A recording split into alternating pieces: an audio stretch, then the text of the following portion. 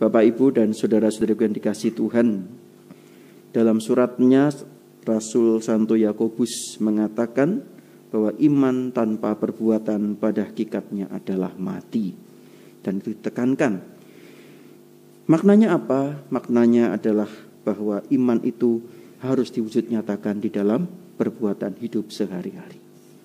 Yang terpenting dalam kesaksian hidup bukanlah kesaksian ucapan, tetapi yang paling penting adalah kesaksian perbuatan. Karena kesaksian perbuatan itu nyata. Ketika kita mendengar firman Tuhan, mendengar sabda Tuhan dalam pengajaran ataupun dalam perayaan Ekaristi yang kita dengar pada setiap hari atau pada hari Minggu, maka hendaknya firman itu sungguh-sungguh nyata dalam hidup kita.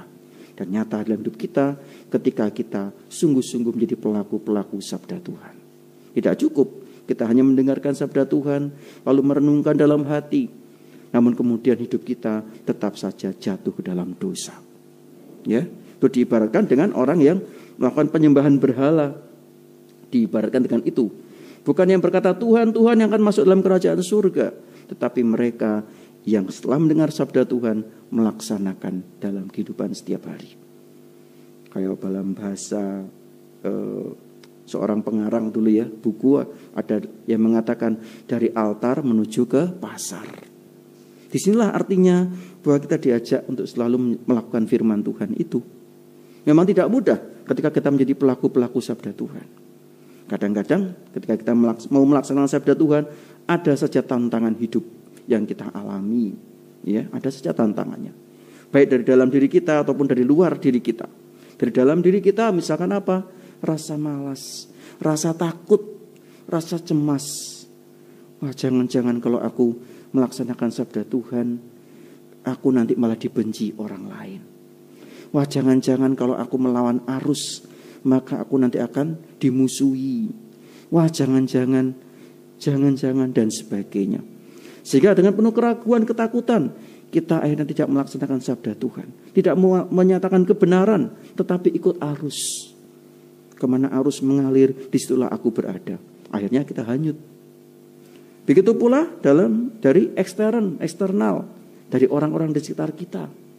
Ngapain kamu hidup jujur? Lihat kamu hidup jujur, hidupmu tetap soro. Coba kayak aku ini, korupsi dikit-dikit.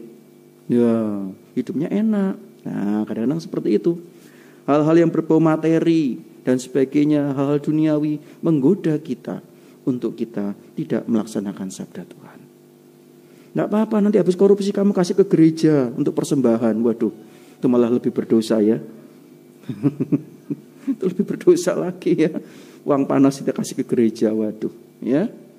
Nah ini, Bapak Ibu dan saudara-saudara yang terkasih dalam Tuhan, maka waspadalah ya terhadap hal seperti ini. Dan mari kita mohon rahmat Allah agar supaya kita tidak hanya mendengarkan sabda Tuhan, tidak hanya berdoa, tidak hanya merenungkan sabda Tuhan dan membuat rema yang bagus sabda Tuhan untuk hidup kita, tetapi lebih pada bagaimana itu menjadi kesaksian hidup di dalam kehidupan kita. Sehingga sabda Tuhan itu menjadi berbuah nyata, baik bagi diri kita sendiri dan juga bagi semua orang, bagi sesama kita. Itulah yang terpenting. Maka mari kita mohon rahmat Allah agar supaya kita dimampukan untuk menjadi pewarta sabda Allah, menjadi pelaku sabda Tuhan dalam kehidupan kita, supaya kita dapat semakin memuliakan Allah dengan hidup kita. Berkat Tuhan menyertai kita sekalian. Amin.